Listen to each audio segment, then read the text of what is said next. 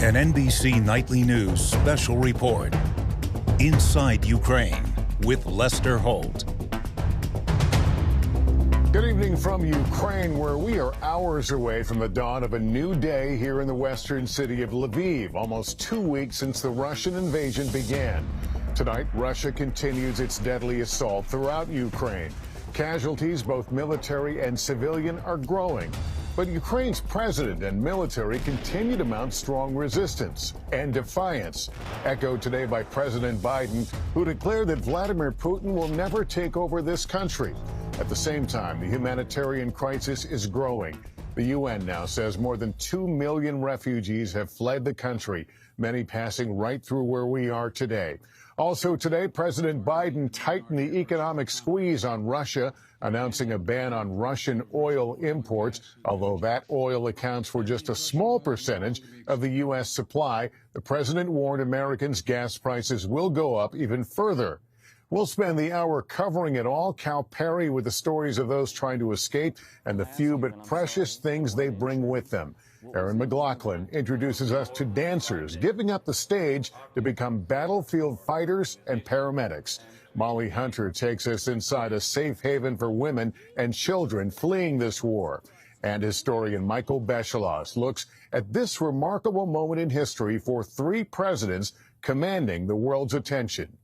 But we start with Chief Foreign Correspondent Richard Engel in Kyiv on where things stand in the war after 13 brutal days. Richard, they're already preparing for a Russian offensive there. Yes, Lester, many here worry that the worst has yet to come. Russia is pushing in on this city along 3 lines of attack, with the heaviest fighting in the north. Here in the center of Kyiv, the sounds of Russian artillery and bombs are getting louder. The threat of American and allied sanctions did not deter President Putin from launching this invasion. And new sanctions today show no sign of stopping it. Russia stepped up its strikes, which are increasingly brutal and indiscriminate, hitting homes, killing civilians. In the northern city of Sumy, rescuers combed through rubble for survivors overnight. Ukraine says 2 children were among the dead. Russia is also devastating the suburb of Irpin on the edge of Kyiv, driving thousands into the capital. Ukrainian forces have been holding out against Russian troops in Irpin, which is just on the edge of Kyiv. But today, they've taken the decision to evacuate all the patients from the hospital and all the medical staff. Those coming out of Irpin today were shell-shocked as they escaped under fire. Andre walked out with his cat Simba. Big column of Russian vehicles just in our houses. But they were just firing at the buildings? Yes. He shared with us videos he recorded of a Russian tank below his window and another Russian vehicle on fire. But Ukrainian President Zelensky is holding strong, posting a video overnight revealing his location, his office, declaring, "I will not hide and I'm not afraid of anyone." Zelensky went on to address the British Parliament and paraphrased Winston Churchill's Fight on the Beaches speech to Britons during World War II. We will fight in the forests, in the fields, on the shores. His words clearly resonating in the United Kingdom. Tonight, a senior U.S. defense official says despite Ukrainian resistance, including shooting down some Russian jets, Russia still has 95% of its combat power intact. Across Kyiv, residents are bracing for a Russian onslaught, revenge for a city Putin hasn't been able to break into yet. Miro Popovich served in the U.S. military and fought in Afghanistan. Now he's defending his hometown. Serving 3 years in the U.S. Army, I learned a lot about war. And for me to not be here right now and to run away, I don't think it's the right thing to do. Because I see all these young boys who never seen explosions, never smelled blood, and they are signing up to defend their country. I have to help them as much as I can. People around the world have watched and been amazed, I think, by the spirit of the Ukrainian people to to fight, to resist. Yeah. What's that all about? Where is that coming from? There is no way we're going to be under Russian government. There is no way we're going to go back to USSR or something like that. No. I think modern Ukraine and Ukrainians, most of us woke up, especially now. We see what's up, and we're going to fight for our freedom. That's it. Every single person here. Ukraine has been calling for air cover and Soviet-era jets that this country's pilots know how to fly. Tonight, Poland said it's willing to give Ukraine all of its MiG-29s and send them to an American airbase in Germany. It's still unclear how the jets would make their way here to Ukraine. Lester? Richard Engel tonight. Thank you. The Ukrainian war effort runs through the fabric of this country, from neighborhood volunteers setting up their local defenses to businesses adapting to the needs of a nation fighting for its existence. Ukrainians are fighting back any way they can, while its army engages the Russians head-on. Factories like this three-generation family-owned metal company in Lviv do their part. Max Androshishin never imagined he'd go from making pots and pans to making anti-tank barriers. It was very hard. We understand that we need to help to army, but we don't know how. From the first day, the many volunteers ask us to make different things like this. So you are a war factory now? Yes, unfortunately. They've used drawings and improvised. This factory has gone from making kitchen pots to lethal items like this. This collar fits on the top of a grenade. When it blows up, these spikes become shrapnel. Much of his staff has left for military service. The factory still managing to churn out things like spikes to disable vehicles. So that'll ruin tires, ruin the bottom of the car? And even big car. And dog tags for the Ukraine military's rapidly growing ranks. Max's company is doing it for free. The money for salaries, though, is running out. Do you and your employees feel a sense of pride for your contributions? Yes. Many guys who work in here come and say, we will work, but we don't want a salary. Some of the items destined for volunteer forces who are part of the country's defenses. At the end of the day, you're making war materials. Are you fearful of becoming a target? No. The many guys ask it, maybe this before. I don't fear this. Here, all people here will die with the weapons in hand, because this is our land and we will protect it. Not far away, at a Lviv art center, more materials of war. We are all united as much as we can. Volunteers rip, cut, and weave camouflage netting designed to conceal fighting positions and structures. They, too, answering their country's call.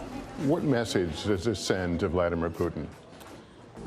That we are here, we're ready to fight, we want our homeland independent, free, and we will have it.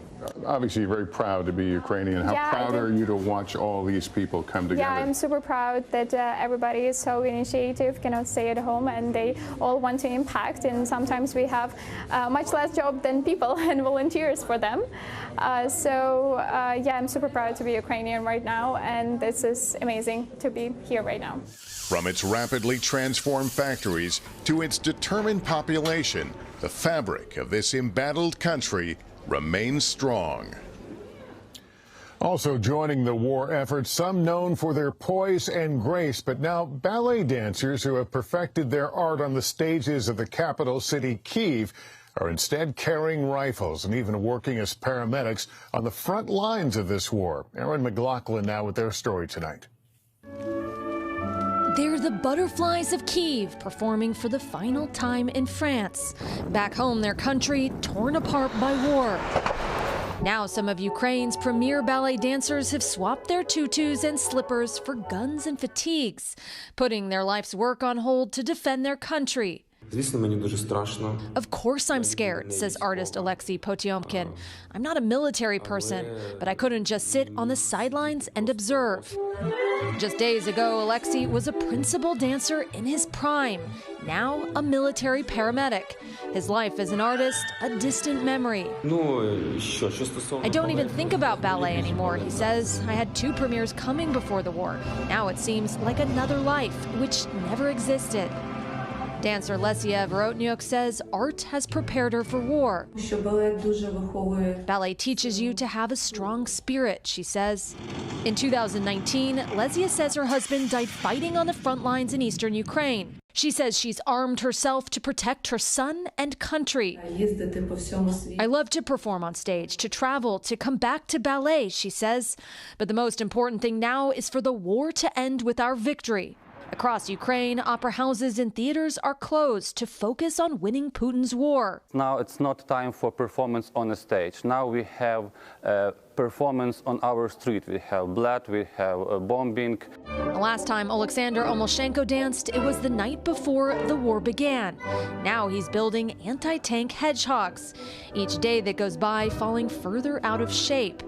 A small sacrifice, he says, for his country. I very love my country. We have a beautiful country, we have a beautiful people, and I'm very sad, very angry. Do you think you're going to dance again? Yeah, 100% I go back again. When? I don't know. When it's all finished. I hope it will be soon. Tonight, the artistic soul of Ukraine is standing by until they've secured their freedom. Aaron McLaughlin, NBC News, Lviv, Ukraine. Despite the strength of the people here, an unprecedented number of Ukrainians have now fled the country. And this city, Lviv, is a focal point for those trying to escape. It's being flooded by refugees, many of them on their way to the border. Tom Yamas has been following their stories.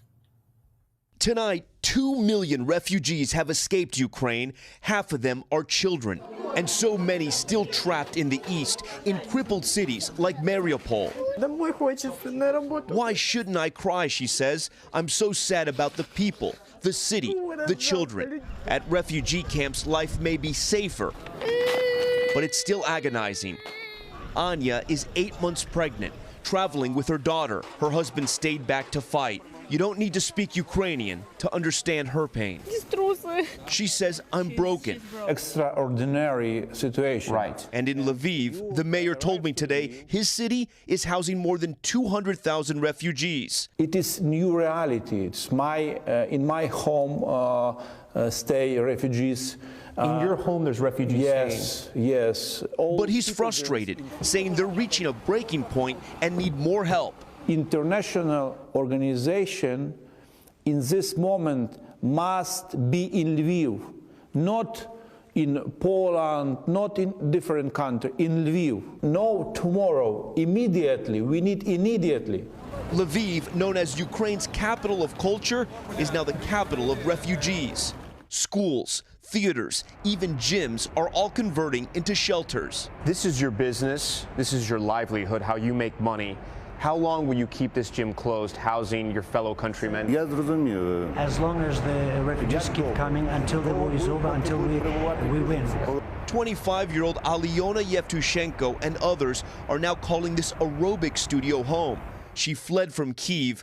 Days of living in a bomb shelter became too much. What has been the hardest part so far? The hardest part to understand that we are now safe here and our friends and family are not safe. You're worried about them back home? Yeah. She's grateful her mother and 8-year-old brother are with her, but they all want to know, when can they go back? He really wants to get home, and I also want to get home. But right now we can't. Yeah, you'll get home. You'll get home. I believe that 100% we will get home. Ukrainians and the world praying for that safe return. And Tom, joining me here now, you spoke to the mayor there. Did he give you more specifics about what they need, what they want? Yeah, they are reaching the breaking point here, Lester. So what he wants is physical structures. He wants the UN to come in and actually build something so they can start housing refugees. They knew they were going to take people in. They never knew it was going to be this many people. And what about the big picture of these refugees? How long will they be here? How will they prepare for them? You know, I think, Lester, what I've realized is that every Ukrainian is fighting their personal war right now. Some are fighting the Russians. Some are fighting for survival. survival. Those refugees are fighting the journey, right? Traveling 50 miles across this country from east to west. A lot of them mothers with the children, no strollers. And I think a lot of them are just trying to get to safety, but it's starting to hit them, right? Once they get settled in, the shock hits them that they've left people behind, they left their homes behind, they've left their country behind. What strikes me when you go to the train station, it is beginning to take on some sense of organization in terms of where to go, how to find out answers, how to get to where you want to be. It's incredibly organized. It surprised me that there's not chaos here or chaos in the city of Lviv. But I will tell you this, Lester, the lines are getting longer. They're not getting shorter. These refugees numbers just going to keep skyrocketing. And that's been one of the biggest things for me. I thought at some point we would see the numbers go down, but the lines are just getting longer. All right, Tom, thanks very much. American businesses' growth in the former Soviet Union was long seen as a massive success after the sudden end of the Cold War. On January 31st, 1990, the world's biggest McDonald's opened in Moscow. The line stretched for blocks. Today, the fast food company has announced it is pausing operations at the 850 retail restaurants across the country, and they're not the only ones. The news comes as the White House moves to ban Russian oil imports. Peter Alexander reports from the White House. Tonight, President Biden striking at the heart of Vladimir Putin's economy, announcing a ban on all Russian oil and gas. We will not be part of subsidizing Putin's war. Oil and gas production accounts for 40% of Russia's revenue. The American people will deal another powerful blow to Putin's war machine. It's a major shift for the president, who for weeks had deliberately avoided sanctioning Russian oil to keep U.S. gas prices lower. On our sanctions package, we specifically designed to allow energy payments to continue. President Biden's decision today follows bipartisan pressure to impose a ban. Still, the actual impact of the move is likely limited because, unlike Europe that relies on Russia for roughly a quarter of its oil, the U.S. gets just 8% of its imports from there. The UK tonight says it'll phase out Russian oil by the end of the year, but Germany, that's heavily dependent on Russian energy, ruled out any change. The president acknowledging gas prices will keep rising. It's gonna go up. Regular unleaded today averaging $4.17 a gallon, an all-time high.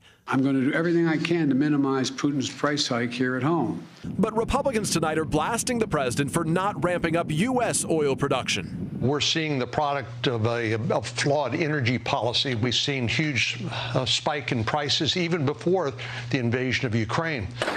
In Maryland, Mix Moving Company locks in its prices months before each move. Now, with gas prices soaring, they've chosen to eat the added costs rather than pass it on to consumers. Filling up that tank every morning, going to a job when we're charging half the price for a full tank of gas is definitely a hit to the gut, but we're doing what we can to keep going. Peter, we saw some of the United States' most iconic companies shut down their operations in Russia today. Yeah, Lester, that's right. After intensifying pressure to respond to the invasion of Ukraine on social media and even from some of their investors, some of the most recognizable American brands, Coca-Cola, Pepsi, McDonald's, as you noted, Starbucks as well, today all announced that they're going to temporarily stop operating in Russia. And for McDonald's alone, that's 850 locations there, 62,000 employees, making up 9% of its global revenue, Lester.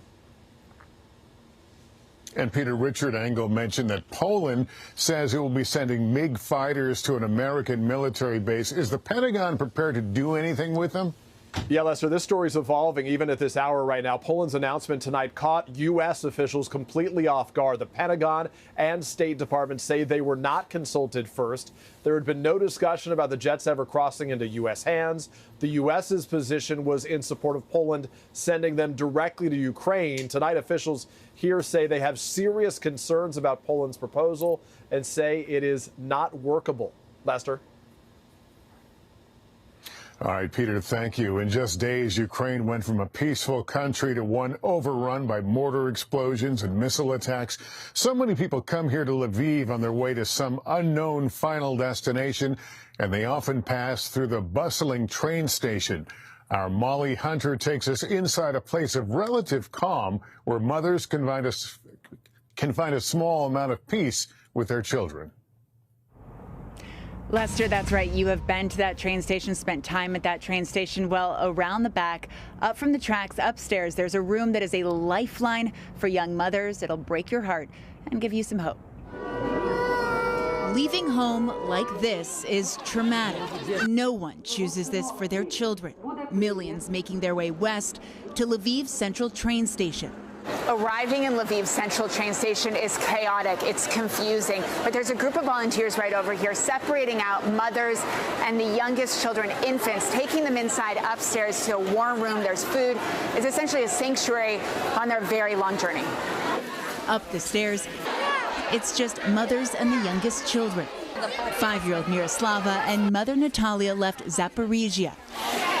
You left your husband, but she's safe. Natalia says Miroslava finally believes that once again.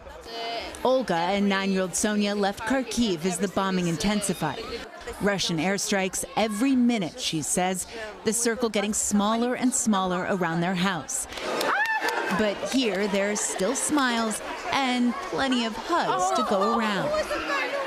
Women arriving sometimes carrying just their children, and greeting them are young Ukrainian volunteers eager to help their country in some way. Everything will be fine. You're in the right place. Hi, Melita. 23-year-old Sofia from Dnipro is a single mom of Sonia and Melita. But as we're talking, a volunteer came up. It was time to go. Packing up and racing out so they wouldn't miss their ride. First Poland, then hopefully on to Italy. For some women, this room is the first moment they've had to stop and think. 28-year-old Ira and her 2 children left Kharkiv just yesterday. My children are traumatized, she says. So they knew it was scary. They knew it was war. They think it's some kind of game. Ira says she's so disappointed with how her life has turned out and doesn't know what's next. I don't know. But here in this room, there's relief and shared gratitude for making it this far. Now, we asked little Sonia, 9-year-old Sonia from Kharkiv, what she put in her backpack, what she grabbed when she was leaving her house. It was a set of colored pencils, but she'd sharpened them even shorter so she could pack in more colors. Well, we asked to see these colored pencils. She'd given them all away to friends on her journey here. Lester? All right, Molly, thanks for sharing their story. When we continue, we'll talk about the U.S. military's limited options and inside Russia's changing tactical approach. Can Ukraine's military withstand an all-out assault? News is happening now. Look at what's making headlines around the world. Whenever it happens, wherever you are, it's here now. You said, I need someone who sees the world through a different lens. Someone with the guts to make hard decisions. I still feel that way. It's a new world. We have to adapt. Making a statement isn't enough. We need to win.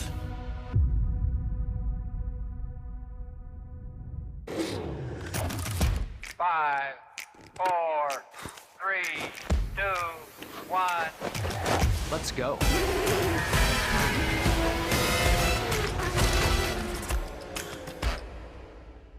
Hallie Jackson Now.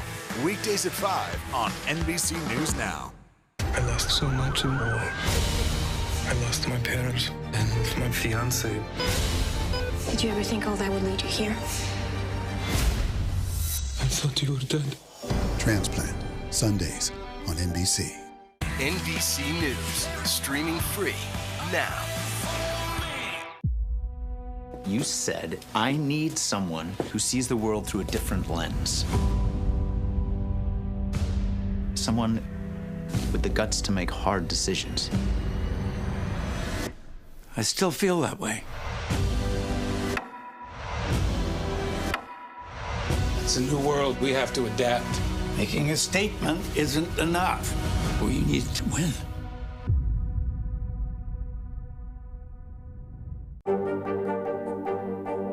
What are you doing for teachers who feel that they're being stretched too thin? Did you understand how prevalent hunger was in your own community?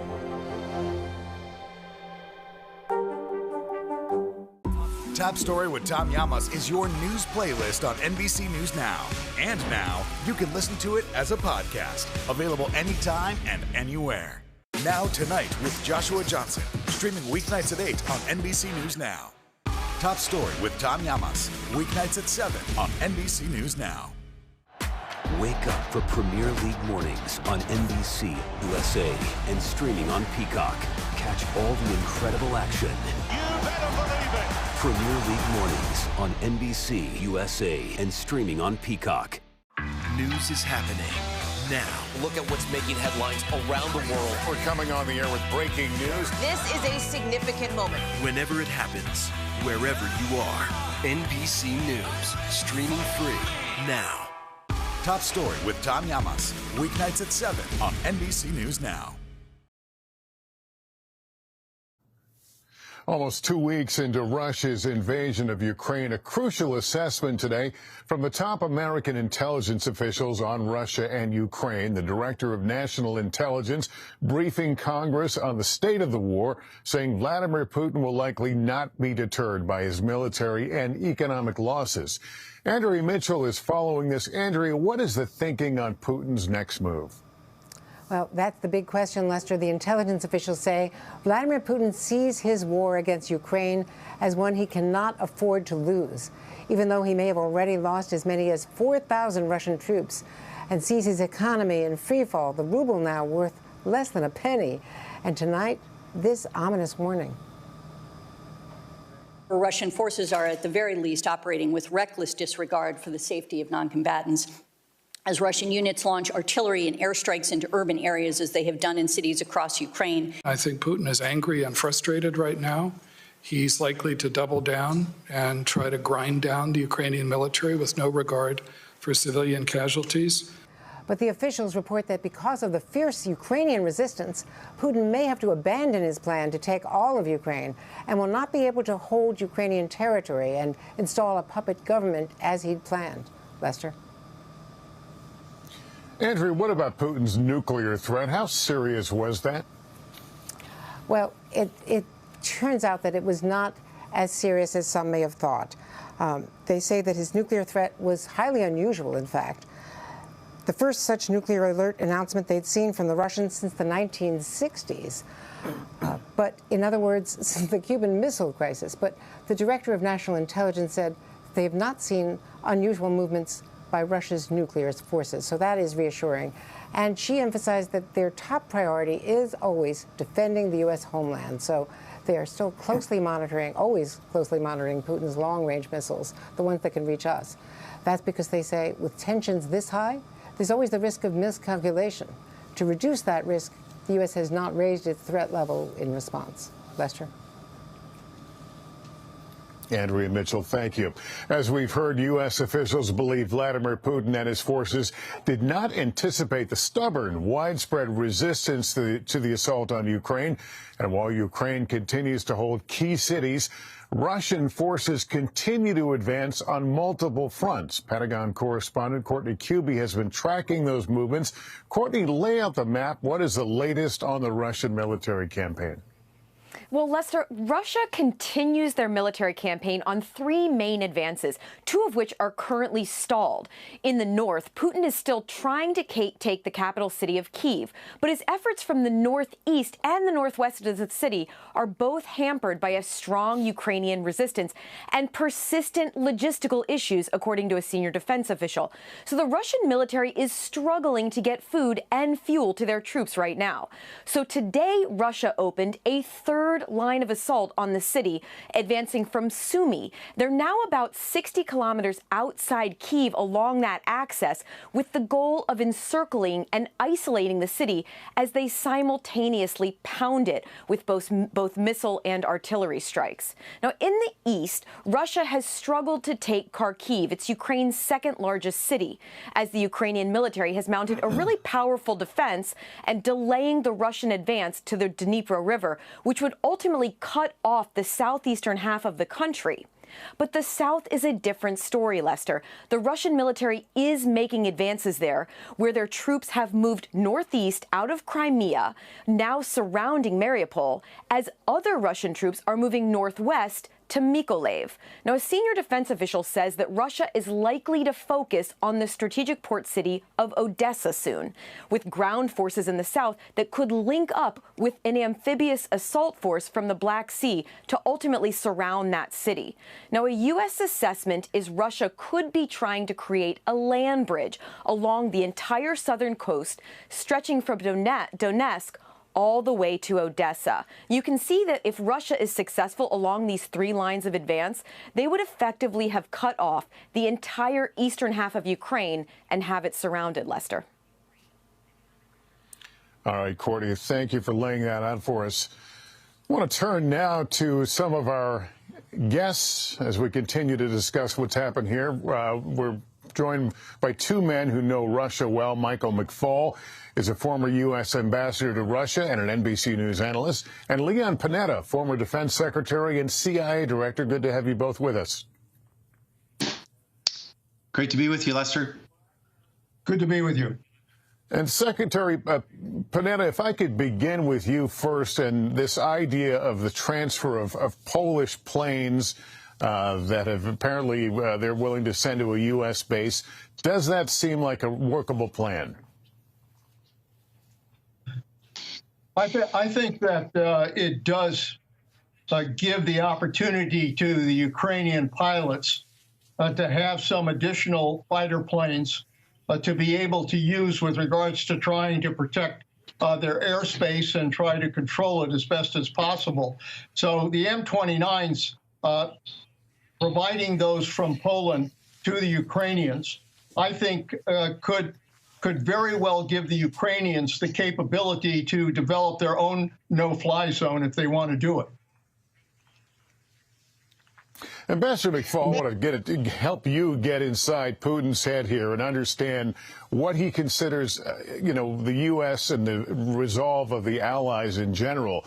Does he think they will blink before him?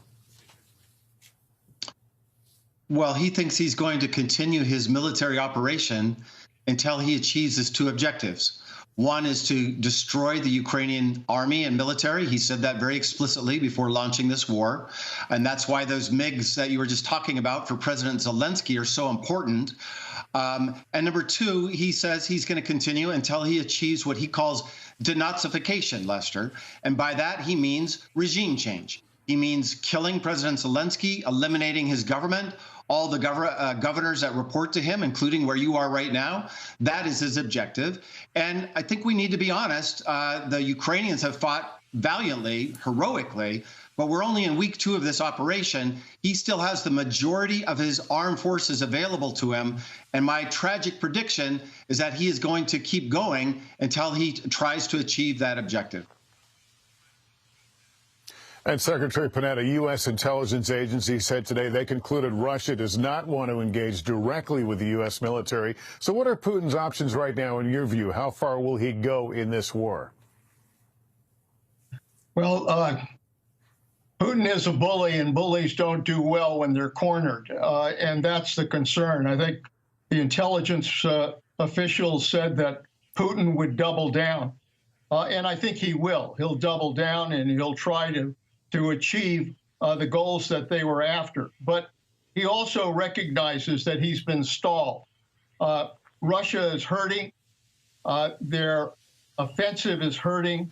And he's in trouble, particularly with the Russian people. And lastly, they're trying to conquer a country that simply will not be conquered. You know, they can destroy and win cities, but they cannot destroy and win the hearts and minds of the Ukrainians. And that leads to this question, Ambassador McFaul, about what he expects. Is it going to be a full occupation? And even then, what does he expect that Ukraine would look like after the invasion is finished? Well, that's the fundamental question, Lester, and I agree completely with Secretary Panetta. Even if he does, God forbid, take the cities and bomb them to smithereens, as he seems to plan to do, like he did in Chechnya, as he did to Aleppo in Syria, then what? He does not have the armed forces to occupy this giant country of 40 million plus, largest country in Europe. And he doesn't have the will. Remember when Stalin took over Eastern Europe after 1945, those soldiers were fighting fascism, and then they had communist puppet regimes that went along with them. Who is going to play that role for Vladimir Putin in Ukraine? That is a death sentence to become the president of Putin in Ukraine. And I am convinced that someday Ukrainians will win. Whether they're fighting or whether it's acts of nonviolent civic resistance, they will fight forever. And someday those soldiers will leave. I just don't know how long that will be. And in my opinion, therefore, we should do everything to help Ukrainians fight now to make that period not as long as it could be without our assistance. Secretary Panetta, do you think there are any back-channel conversations going on about perhaps pushing some kind of internal resistance to Vladimir Putin? I would hope that we're trying some back channels to see whether or not we can find a way to give Putin an off-ramp here, because the choices right now in many ways are horrible. One is that he continues to destroy cities and kill innocent men, women, and children, and create a humanitarian disaster in the Ukraine. And even though he might achieve some degree of control, it won't last. The other is that this turns into a long-term resistance movement by the Ukrainians, which means a prolonged war similar to what happened in Afghanistan. Either way, it's not a good result for what Putin is trying to achieve. So the question now is what can be developed as a possible off-ramp, and who can make that argument to Putin? It's very difficult to do. He's isolated. He doesn't listen to anybody. But at least that ought to be explored as a way to try to resolve this horrible war. And Ambassador McFaul, is there anyone to push him out, or has he simply gotten rid of all his potential rivals? I don't see anybody around him that would potentially push him out, a palace coup. Of course, you'll never know those facts unless it happens. You learn the day after. But he has ruled this place for 22 years. He doesn't listen to anybody, Lester. He's been isolated, especially during the pandemic. He doesn't have, quote unquote, advisors. He tells people what to do. And so the idea that they're going to lobby him because of sanctions or because of pressure, I think that's highly unlikely. I hope that there could be some kind of settlement. I think it is right for the Biden administration to continue to say in public, and I presume they're saying it in private, that if he leaves, we will leave sanctions, right? To do kinds of offers like that. But so far, there's nothing I've seen. And I watched Vladimir Putin very closely. I've watched him for 30 years. There's nothing he said that it convinces me or suggests to me that he's looking for an off-ramp right now. Instead, it looks like he wants to fight this war to the bitter end. Ambassador McFaul and Secretary Panetta, good to have both of you on this evening. Thank you so much for your time. We're back in a moment with the stories of the modest things Ukrainians brought with them as they fled their homes with little more than a moment's notice.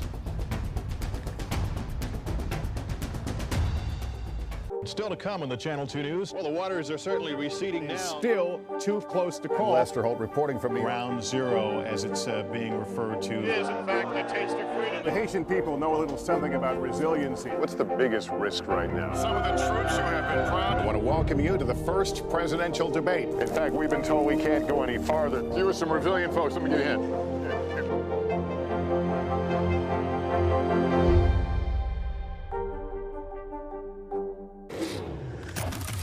5, 4, 3, 2, 1. Let's go. It's time to go racing. Here we go. The greatest spectacle in racing. Indy 500.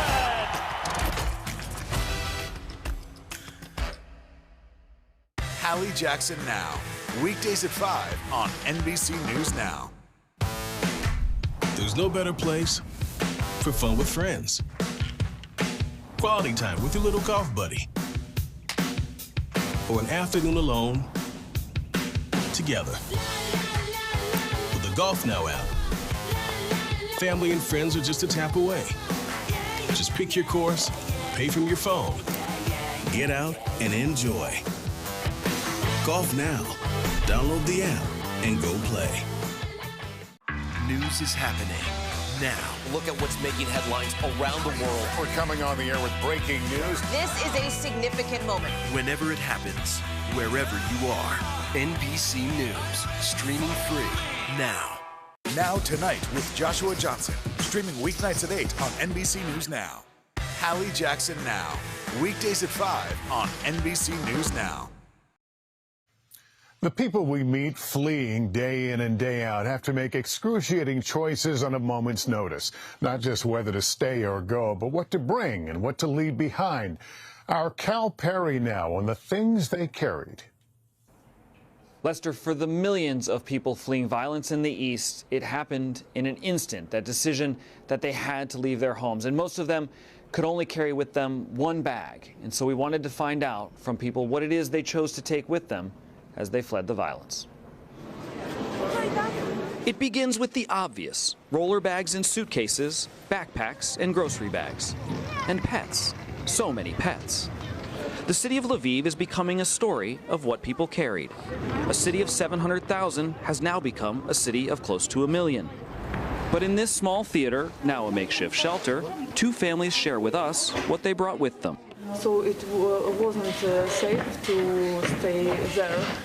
With only 30 minutes to pack and the Russian army literally closing in on the outskirts of Kyiv, Tamila took only the essentials. Clothes for my child, and maybe some food like bread or some cookie and some water for children. That's all. Essential to every parent: cell phones. Cell phones are everywhere, to distract, to communicate, to speak to loved ones left behind on the front lines. Today he sent a message, honey, I love you, and I know we will be together soon. Newly minted reporter 9-year-old Eve helps me interview her 6-year-old brother Meyran. For them, fleeing meant securing their stuffed animals. Косточка. Her name is Bone. Matt V quickly arrives on the scene and presents Hank. This is his favorite. He's had it since he was born. It's his bed buddy every night. Little Emma then announces her presence. Her sister relays the sad news. She was getting dressed too slowly, so she didn't have time to pack her toys, we're told. Dad, Yafan, brought a bag of what he thought was vital: paperwork and clothes, as well as his 5 children, his wife, his sister, and her mother. As many kids' clothes as can be stuffed into a bag seems to be the overwhelming and the consistent necessity of parents everywhere across this war. Though every parent can relate to this: room for a child's drawing.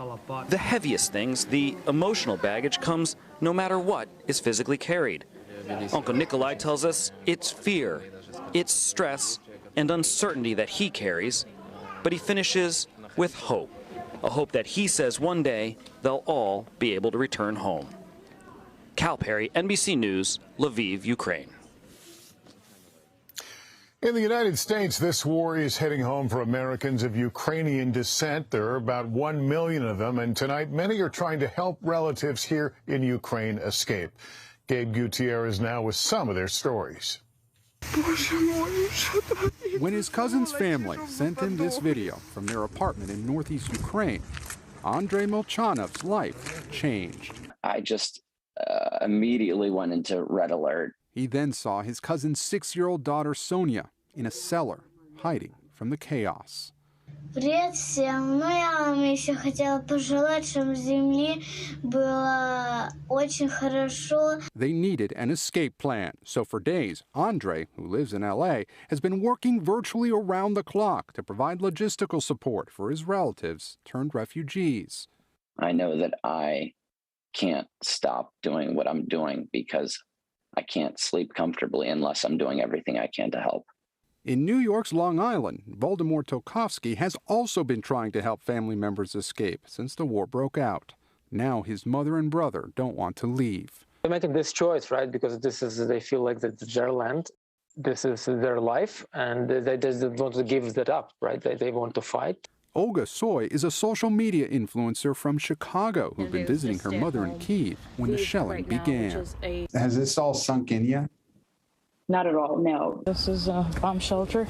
She documented her brief stay in an underground bomb shelter and then her frantic journey with her mother to Poland. We're just waiting to get to the border, I guess. But now she's desperately trying to find an escape plan for her father and other relatives in Kherson, the southern port city under Russian control. My whole family is still in Ukraine, and your day starts with waking up and calling to see if everybody's alive. Her hometown defiant in the face of Russian occupation. There are no words to describe it. It's horrifying. It is. It doesn't make any sense. Senseless as the war may be, tonight Andrei has some hope. Some of his relatives have just managed to cross into Poland, but his cousin stayed behind, putting his life on the line. It really breaks my heart to know that we might not see each other, and I'm just trying to do whatever I can to not let that happen. Even if these families are able to get their relatives out of Ukraine, they still haven't been able to get them visas to the U.S. They're asking the federal government to make that easier. Lester? All right, Gabe, thank you. We're back in a moment with the latest from Vladimir Putin and the view from Moscow. And we'll discuss this extraordinary moment for 3 presidents the world is watching.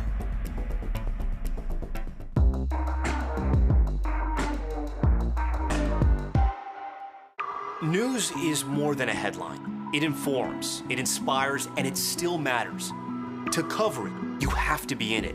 And that's what we're gonna do. Every night, we take you to the front lines of the story, where it's actually happening, with NBC News journalists on the ground from all over the world. We cover what you need to know and bring your newsfeed to life. In primetime and streaming live, it's your news playlist every night. Top Story with Tom Llamas, weeknights at 7 on NBC News Now. There were residents who hung on for dear life. I've heard people say the town is gone. Do you see it that way? Absolutely not. We've lost some houses, but our community's still here.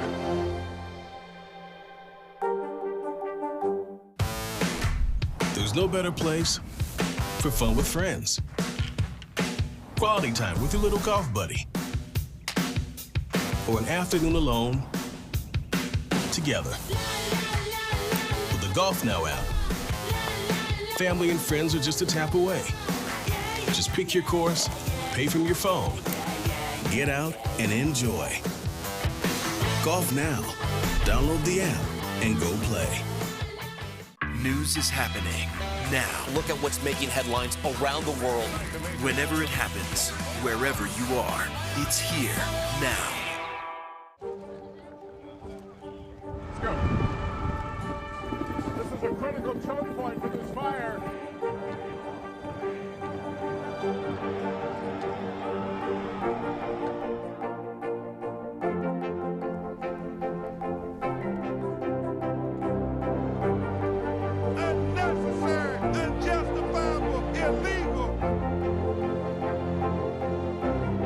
And good evening from New Orleans. Late military operation witnessing the massive crowds. I admire you both. Nice to really spend some time with you. Appreciate it.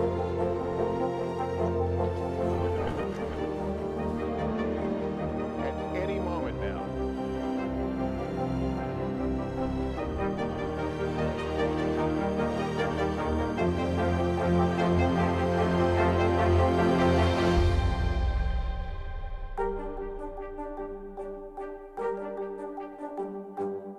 Hallie Jackson Now, weekdays at 5 on NBC News Now. Nearly a dozen hours after the eye roared ashore. There is some late-breaking news. All right, Hallie Jackson Now, weekdays at 5 on NBC News Now. Top Story with Tom Llamas, weeknights at 7 on NBC News Now. As Russia feels the squeeze from growing sanctions, Vladimir Putin signed new measures today aimed at easing the economic pain on Russians. And a note, Russia is cracking down on the media there, limiting what reporters can say under threat of imprisonment. Our Keir Simmons is in Moscow. We're banning. Just hours after President Biden announced his ban on Russian oil, President Putin unveiling restrictions on imports and exports tonight to ensure the safety of the Russian Federation. It's not clear what goods or countries are targeted. Before the US announcement, the Russian Deputy Prime Minister saying rejecting Russian oil would lead to catastrophic consequences for the global market and warning Russia could cut gas supplies to Europe. Today, the European Union did not join the US ban, but did propose gaining independence from Russian fossil fuels by 2030. Europe imports 45% of its gas from Russia and 25% of its oil, while Russian oil and gas revenues reached $119 billion in 2021, according to Russia's finance ministry. Today, the leaders of Germany and France spoke with China's President Xi. In February, the Chinese leader stood shoulder to shoulder with President Putin ahead of the Olympics. Today, Xi called for maximum restraint, warning sanctions against Russia will dampen the global economy. But despite the diplomatic tension, a senior Russian foreign ministry official today called for maintaining a constructive dialogue with the US in international security. Lester? Keir Simmons, thank you. The global community has not faced as perilous a moment since perhaps the Cold War. For more on a chapter whose ending we won't know for some time, I'm joined by NBC News presidential historian Michael Beschloss. The world is seeing three very different examples of presidential power, Michael, between Presidents Putin, Zelensky, and Biden. Can you frame this moment as a test of leadership? It is a test of leadership. And, you know, you and I, Lester, both on air and off air, have talked about the fact that one of the big questions of world history is, are events like this caused by great historical forces, or are they caused by personalities? Who happens to be the leader? And I think what we're seeing tonight is something that is a very clear example of category number two. If you didn't have these three personalities, Putin, Zelensky, and I would also say Joe Biden, we would have a very different situation. Look at the Cold War, post-Cold War leaders of Russia. Mikhail Gorbachev, who ended the Cold War, and then Boris Yeltsin, Vladimir Putin. Gorbachev and Yeltsin wouldn't have in a million years been doing what Putin is doing, brutally invading a neighboring country, indifferent to the possibility that he is subjecting the entire world, all of us, to the possibility of nuclear war. That's just because of the bad luck that all of us have had, that Putin happens to be the leader of, of Russia. And then Zelensky. You know, what would the odds have been if you and I were talking a few weeks ago? What would we have done if we were asked, what would Zelensky be like under this kind of pressure? His life is threatened every single hour. He leads a country that is facing enormous odds, very much like Winston Churchill under the Blitz from Nazi Germans in 1940. And I would also say Joe Biden. Here is someone who's taken a lot of risks, not just higher gas prices, but taking a very strong stand for the Ukrainians, short of war, but doing almost everything else. A lot of people who might be president this year would not have done that. And today, President Biden, we saw him move to ban Russian oil imports. President Nixon faced crippling gas shortages in the 70s. You saw the long lines at gas stations, cars running on empty. Nixon expanded exploration, but he also told Americans during an address, in the short run, we must use less energy. That means less heat, less electricity, less gasoline. President Biden can't afford to give a similar message at this moment, can he? He actually can afford it, he thinks. And that's the mark of a courageous leader, because I guarantee you, and I think you would think this too, Lester, his political advisors probably said, this is the year of a midterm election. You have said you want to run for president again in 2 years. And you're going to make yourself extremely unpopular if people are in gas lines as they were under Nixon in 1973 and 1974. What Biden has done is said to Americans, no one wants to see an energy crisis, but America still stands for freedom, and we wouldn't be Americans if we did not stick up for the underdog and the freedom fighters in Ukraine. Today marked the anniversary of the first Marines' arrival in Vietnam back in '65. At the moment, 7,000 more American personnel are on their way to NATO installations in Europe. How has the pressure on American presidents to use the military evolved? Well, at the time of Lyndon Johnson going deeply in Vietnam on this day in 1965, we were a much less isolationist country. Americans were willing to make a military commitment. And if you and I were talking 2 weeks ago, I would have been, and I think you might have been, not certain how Americans would react to an attack on Ukraine. Look what we've learned in the last week. This is still a country in love with freedom. Michael Beschloss, always good to have you on. Thank you so much. When we come back, I'll have some final thoughts from Ukraine on this International Women's Day.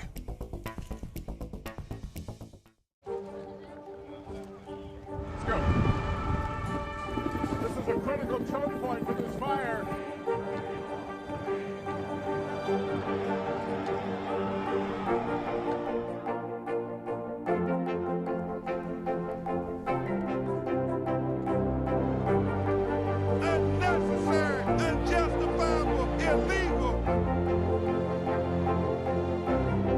And good evening from New Orleans. Late military operation witnessing the massive crowds. I admire you both. Nice to really spend some time with you. Appreciate it.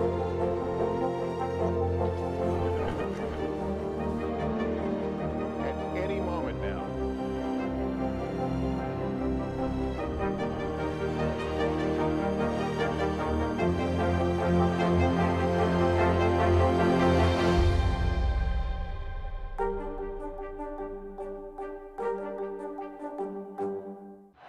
Wake up for Premier League mornings on NBC, USA, and streaming on Peacock. Catch all the incredible action. You better believe it. Absolutely sensational. All the edge-of-your-seat moments. Just listen to the roar. What a moment. And all the characters. Pure Premier League theatre. The one-man wrecking force. Can you believe this? What a goal. Premier League mornings on NBC, USA, and streaming on Peacock. You said, I need someone who sees the world through a different lens. Someone with the guts to make hard decisions. I still feel that way. It's a new world. We have to adapt. Making a statement isn't enough. We need to win.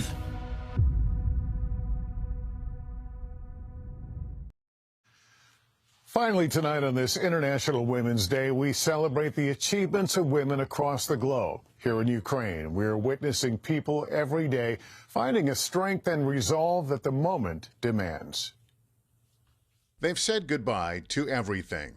Thousands of women left to lead the way to safety, holding their children's hands and the little they can carry with them. Outside a train station in Lviv, Irina, who evacuated from the Donetsk region, tells me she and her daughter will shelter here. Her job is to keep her daughter safe, and her husband's job is to keep the country safe. Behind the tears, resilience and fortitude.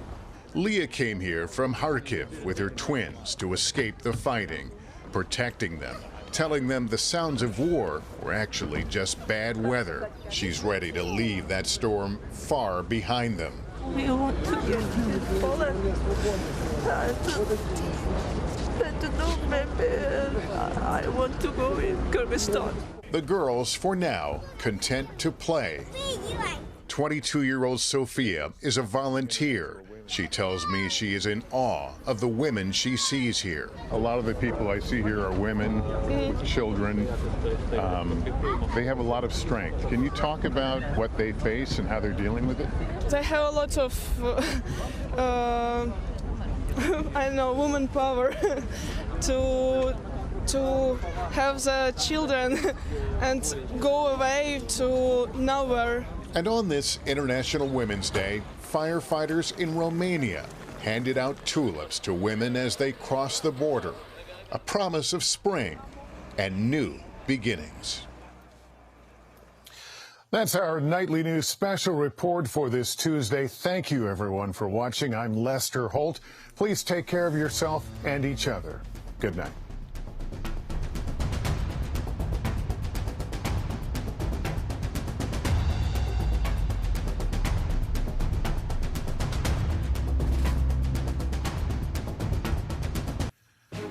Tonight, our special coverage from inside Ukraine as the U.S. hits Russia with one of its toughest punishments yet.